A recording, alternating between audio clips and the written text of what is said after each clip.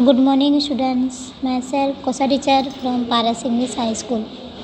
Today, I will teach you Standard 10 Subject Hindi, Chapter number 22, भीतरी समुद्री। इसके लेखक है डॉक्टर चंद्रकांत मेहता। इनका जन्म सन 1939 ईस्वी सन में हुआ था। गुजरात विश्वविद्यालय के पूर्व उपकुलपति डॉक्टर चंद्रकांत मेहता बहुमुखी प्रतिभा के धनी हैं। डॉक्टर मेहता की मातृभाषा गुजराती है, किंतु संस्कृत, प्राकृत एवं हिंदी पर भी उसका समान अधिकार है।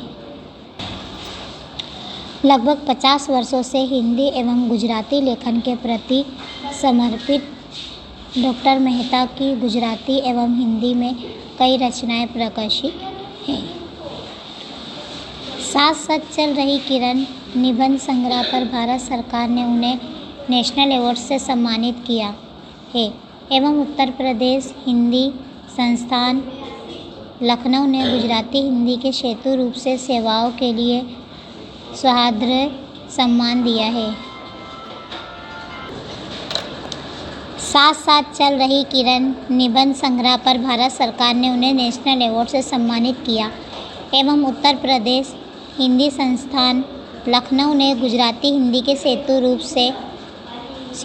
सेवाओं के लिए सौहार्द्र सम्मान दिया। अन्य कृतियों में दिया जलाना कब मना है, देशांतर जरा ठहर जाओ, अन्वेषक और अन्य आदि प्रमुख है। डॉक्टर चंद्रकांत मेहता का जन्म 1939 ईस्वी सन में हुआ और वे गुजरात विश्वविद्यालय के पूर्व उपकुलपति रह चुके हैं।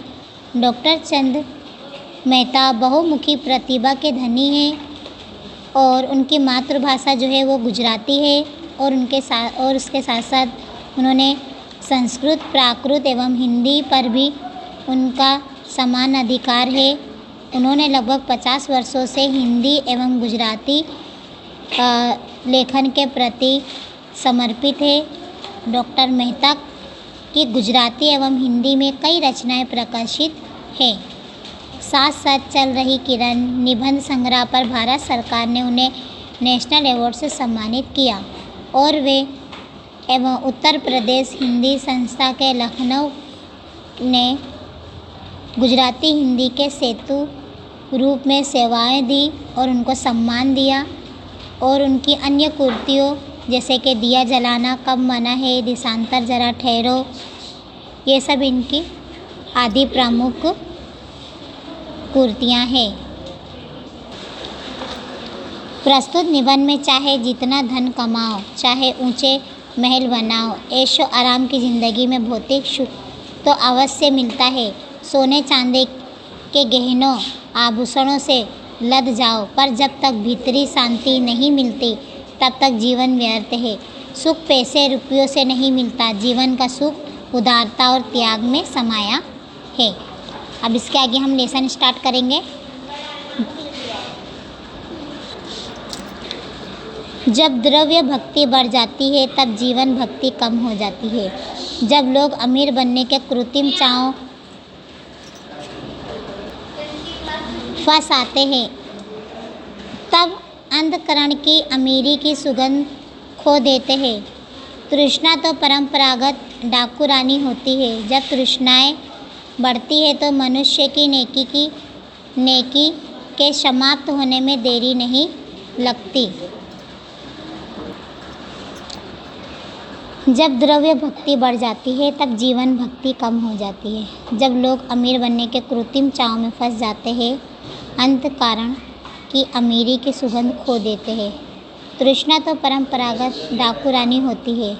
जब तृष्णाएं बढ़ती है तो मनुष्य की नेकी के समाप्त होने में देरी नहीं लगती। मनुष्य के लिए जीना कोई मुश्किल काम नहीं है, हाँ, पर पवित्रता पूर्वक जीना अवश्य है मुश्किल है। धन सुख का जादूगर भी है और शांति का डकैत भी। अभी तक किसी कोई भी दर्जी ऐसा अंगरखा नहीं सिल पाया जिसे पहनकर तृष्णातुर मनुष्य चैन की सांस ले सके। मनुष्य के लिए जीना मुश्किल काम नहीं है, लेकिन जीवन जो है पवित्र पूर्वक जीना बहुत अवश्य मुश्किल है। मनुष्य के लिए धन जो है सुख का क्या है, वो जादूगर भी है और शांति का डकैत भी है। यानी इंसान की ज़िंदगी में अगर पैसा आ जाता है तो ना शांति रहता है ना सुकून रहता है। इसके लिए यहाँ पे कहा है कि आज तक कोई दर्जी ऐसा अंग रखा है नहीं अंगरखा ऐसा नहीं सिल पाया कि जिसे पहनकर इंसान की जो परेशानियाँ जो है वो क्या है, वो दूर हो जाए और मनुष्य जो है चैन की सांस ले सके। कहा जाता है कि पोम्पी नगर के खंडरों में खुदाई करते हुए एक नर कंकाल प्राप्त हुआ था। उसकी मुट्ठी खोलने में काफ़ी परेशानी हुई थी। मुट्ठी खोलने के बाद पता चला कि मृत व्यक्ति ने अपने हाथ में सोना पकड़ रखा था। इसी प्रकार इसी शहर के एक व्यापारी ने अपनी अंतिम सांस लेते समय तकिए के नीचे पैसों से भरी हुई एक थैली बाहर निकाली थी तथा अपने प्राण त्यागने के समय तक उसे खूब मजबूती से अपने हाथ में पकड़ रखी थी। कहा जाता है कि पोम्पी नगर के खंडरों में जब खुदाई हुई थी तो वहाँ पे जो है नर कंकाल प्राप्त हुआ था। तो उस नर कंकाल के मुट्ठी जो है बनी हुई थी और मुट्ठी को जब खोला गया, बहुत परेशानी से वो मुट्ठी खोली गई थी और मुट्ठी खोलने के बाद पता चला था कि उस व्यक्ति ने मरते समय जो है अपने हाथ में सोना पकड़ रखा था। और इसी प्रकार उसी शहर में एक व्यापारी था कि जो अपनी अंतिम सांस लेते समय जो है अपने तकिए के नीचे जो है पैसों से भरी हुई थैली बाहर निकाली थी और तब उसने अपने प्राण त्याग दिए थे। तो तब उसी समय उसने खूब मजबूती से अपने हाथ में वो पैसों की थैली पकड़ रखी थी। हमारे यहाँ पहले डाल डाल पर सोने की चिड़िया रहती थी। आज अमीरों की पारिवारिक समस्याओं को दर्शाते हुए धारावाहिकों की मानव चिड़िया गहनों से लदी फदी रहती है। घर के भीतर गहनों से सजी सवरी और खूब महंगी महंगी साड़ियों में रौब से घूमती अभिमानी स्त्रियां संस्कारिकता की धज्जियां उड़ाती हुई बेहुदी षड्यंत्रों में संलग्न रहती है। इनमें भारतीयता का तिल मात्र भी दर्शन होता है क्या? पहले त्याग द्वारा आनंद की प्राप्ति होती थी और अब भोगने के बाद फेंक देना मूल्य मंत्र हो गया है। इस पैराग्राफ में कि हमारे यहाँ पहले क्या कहा था कि पहले जहाँ डाल डाल पर सोने की चिड़िया करती थी बसेरा, यहाँ पे कि चिड़िया रहती थी। और आज जो है हमारे देश की हालत क्या हो गई है कि हम अमीरों की पारिवारिक यानी फैमिली समस्याओं को दर्शाते हुए उनके धारावाहिक यानी फैमिली सिचुएशन मानव चिड़िया जो है गहनों से लदी फदी रहती हैं। यानी अमीरों की जो औरतें होती है वो ज़्यादातर क्या गहनों में लदी फदी रहती है और घर के भीतर गहनों से सजी सवरी और खूब महंगी महंगी साड़ियाँ में रौब से घूमती अभिमानी स्त्रियाँ संस्कारिता की धज्जियाँ उड़ाती हुई बेहुदी षड्यंत्रों में संलग्न रहती है। इनमें भारतीय यानी ऐसी स्त्रियों में क्या भारतीय स्त्री का दर्शन होता है क्या? पहले त्याग द्वारा आनंद के पहले जो है त्याग करने से आनंद मिलता था, खुशी मिलती थी और अब भोगने के बाद फेंक देना मूल्य मंत्र हो गया है। आज के जीवन में धन ही जीवन का नियंत्रण परिबल बन गया है। अंत आज के मनुष्य की वृत्ति व प्रवृत्ति दोनों ही भ्रष्ट हो गई है। अमीर और अधिक अमीर बनने के लिए धन की प्यास है, जबकि गरीब को अपना तन ढांकने के लिए रुपयों की ज़रूरत है। गरीब स्वयं खून पसीना एक करके धन कमाता है, जबकि अमीर दूसरों को उल्लू बनाकर धन कमाता है। यदि गरीब अपने गहने को संभाल सके तो उसका गहना तो केवल स्वाभिमान ही है। आज के जीवन में क्या धन ही जीवन का एक मूल्य पार्ट हो गया है, यानी मूल्य हिस्सा हो गया है कि आज की मनुष्य की वृत्ति और प्रवृत्ति जो है क्या है दोनों भ्रष्ट हो गई है। अमीरों को और पैसा कमाने के लिए उनको और धन की प्यास होती है, जबकि गरीब जो है सिर्फ अपना पेट पालने के लिए और अपना तन ढकने के लिए उतना कमाता है जितना उसको ज़रूरत होती है। गरीब जो है खुद अपना खून पसीना करके धन कमाता है, और जबकि अमीर जो है दूसरों को उल्लू बनाकर धन कमाता है। यदि गरीब अपने गहने को संभाल सके, यानी गरीब के पास अगर वो अपने गहने को संभाल सके, उस गरीब का गहना क्या होता है? केवल वो उसका स्वाभिमान होता है, सम्मान होता है, सेल्फ रिस्पेक्ट होता है।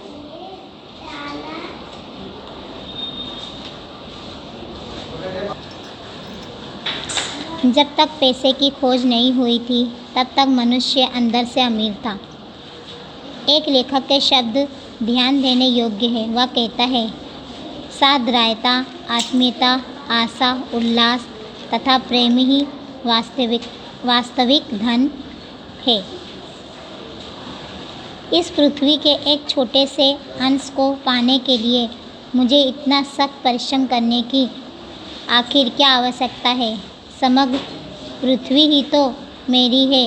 अगर कायदे कानून की भाषा में यह पृथ्वी किसी और की कहलाती है तो इसमें इतनी ईर्ष्या क्यों करनी चाहिए? या उसी की संपत्ति है जो इसका उपयोग कर पाता है। अंततः संपत्ति के मालिकों से मुझे क्यों ईर्ष्या करनी चाहिए? मैं रेल का किराया देकर देश भर की सैर कर सकता हूँ। मेरा मन हो तो ताजगी भरी सुंदर हरी घास, छोटे बड़े पौधे, मैदानों में लगे कीर्ति स्तंभ तथा सुंदर बारीक कारीगरी वाले शिल्प के सुंदर चित्रों का आनंद ले सकता हूँ। इस पैराग्राफ में बताया है कि जब तक पैसों की खोज नहीं हुई थी तब तक मनुष्य क्या है? अंदर से अमीर था, यानी दिल से वो अमीर था। एक लेखक के शब्द ध्यान देने के योग्य है कि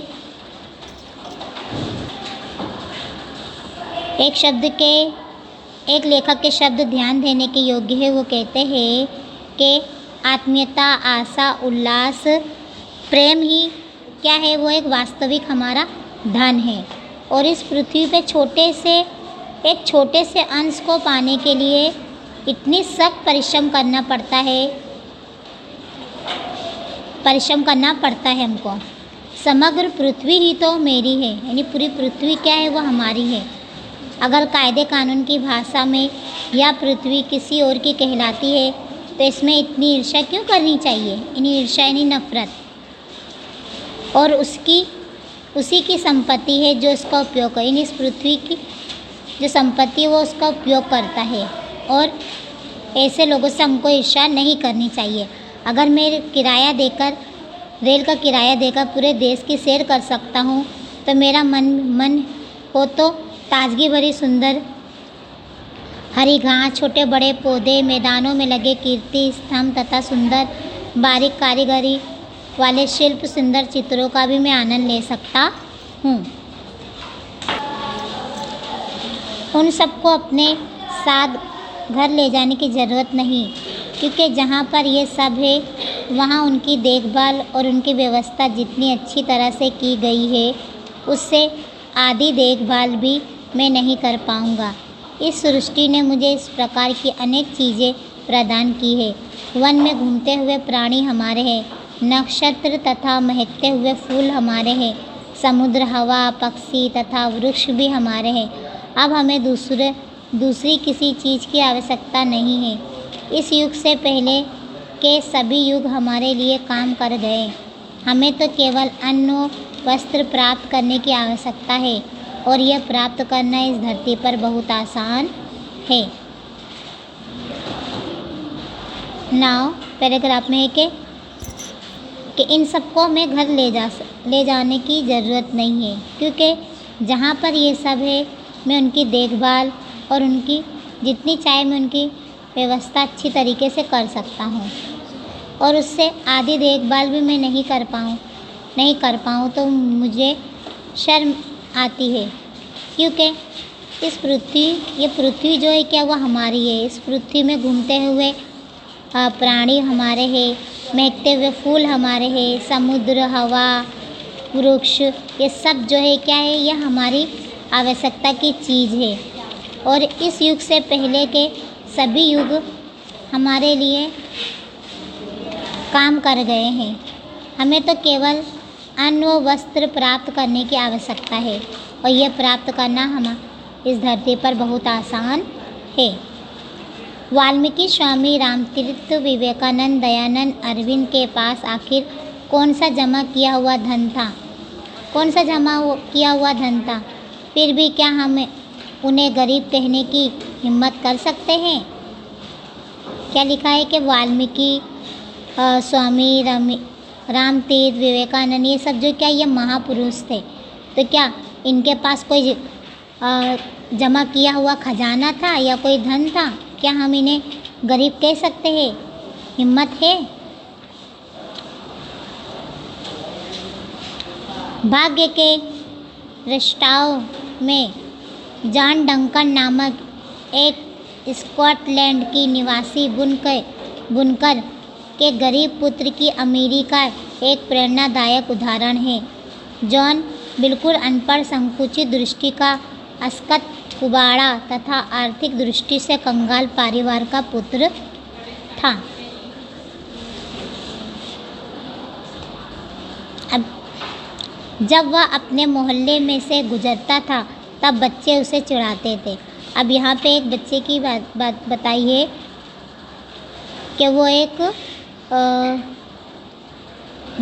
दृष्टि से कंगाल परिवार का पुत्र था और जब वो अपने मोहल्ले में से गुजरता था तब बच्चे उसे क्या चिढ़ाते थे। बहुत बार तो पत्थर भी मार दिया करते थे।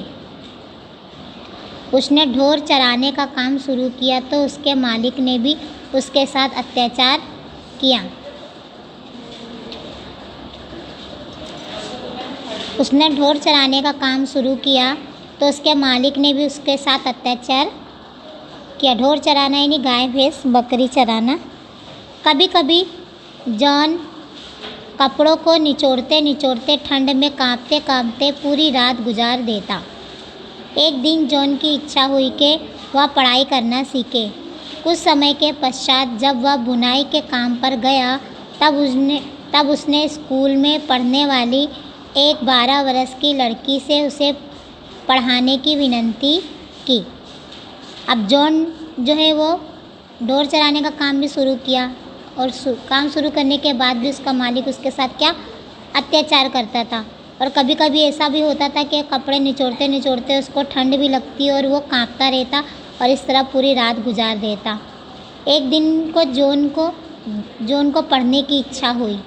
उसने सोचा क्यों, तो उसने कुछ समय के पश्चात बुनाई के काम पर गया और तब उसने स्कूल में पढ़ने वाली एक 12 वर्ष की लड़की से उसे पढ़ाने की विनती की। 16 वर्ष की उम्र में जॉन ने मूल अक्षर सीखने का शुरू किए और इसके बाद तो वह खूब जल्दी से लिखना पढ़ना सीखता ही गया। अब वो 16 वर्ष की उम्र में उन्होंने मूल अक्षर सीखना स्टार्ट किए और उसके बाद वो खूब जल्दी पढ़ना लिखना सीख गया। पहले से जंगल में इधर उधर भटकने के कारण उसे वनस्पतियों की काफ़ी अच्छी जानकारी थी। उसने वनस्पति शास्त्र का एक ग्रंथ खरीदने के लिए 5 शिलिंग जमा कराने के लिए खूब जी तोड़ मेहनत से काम किया तथा वनस्पति शास्त्र का गहरा अध्ययन करके उस विषय का पंडित बन गया। अब जॉन ड्यू जो है वो पहले से क्या जंगलों में भटकता था, इसके लिए उसको भटकने के कारण जो है वनस्पतियों की उसको बहुत अच्छी पहले से जानकारी थी। इसके लिए उसने वनस्पति शास्त्र का ग्रंथ खरीदने के लिए 5 शिलिंग जमा करने के लिए खूब जी तोड़ मेहनत किया और उसने वनस्पति शास्त्र का गहरा अध्ययन करके उस विषय में पंडित बन गया। अब उसे पढ़ाई में इतनी अधिक रुचि हो गई थी कि 80 वर्ष की वृद्धावस्था में भी एक पौधे को प्राप्त करने के लिए उसने 12 मील की पैदल यात्रा की थी। अब उसमें पढ़ाई की इतनी रुचि हो गई थी, इतना उसको इंटरेस्ट हो गया था कि उनकी उम्र 80 वर्ष के वृद्धावस्था यानी 80 साल के हो गए थे, तो भी 80 वर्ष की उम्र में वो एक पौधे को प्राप्त करने के लिए प्राप्त करने के लिए 12 मील पैदल चल के जाया करते थे। उसका शरीर दुर्बल था, वो शरीर से कमज़ोर हो गए थे और जीर्ण शीर्ण पहनवा, पर उसके दिमाग की करामत अद्भुत।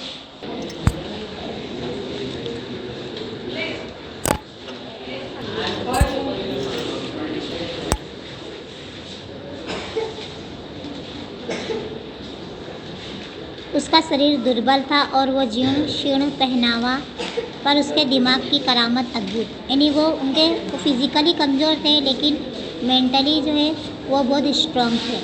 एक बार उसे एक अमीर आदमी मिला। जब उसे पता चला कि बाहर से एकदम साधारण सा दिखने वाला जॉन वनस्पति विज्ञान का वहाँ पंडित है,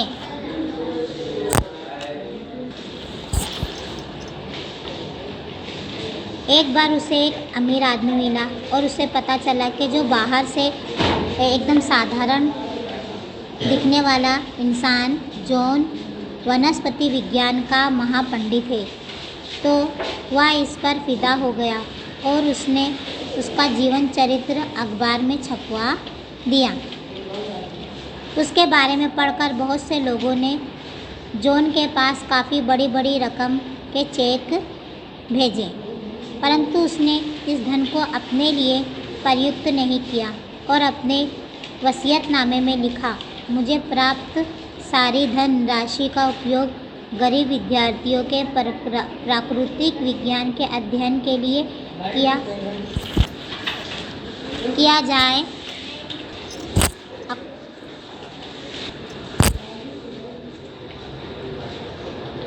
अपने लिए प्रयुक्त नहीं किया और अपने वसीयतनामे में लिखा, मुझे प्राप्त सारी धन राशि का उपयोग गरीब विद्यार्थियों के प्राकृतिक विज्ञान के अध्ययन के लिए किया जाए तथा उनको प्रोत्साहन देने के लिए स्कॉलरशिप तथा पारितोषिक भी दिए जाए। जॉन ने कीमती पुस्तकों को अपना ग्रंथालय भी आम लोगों के उपयोग के लिए दान में दे दिया।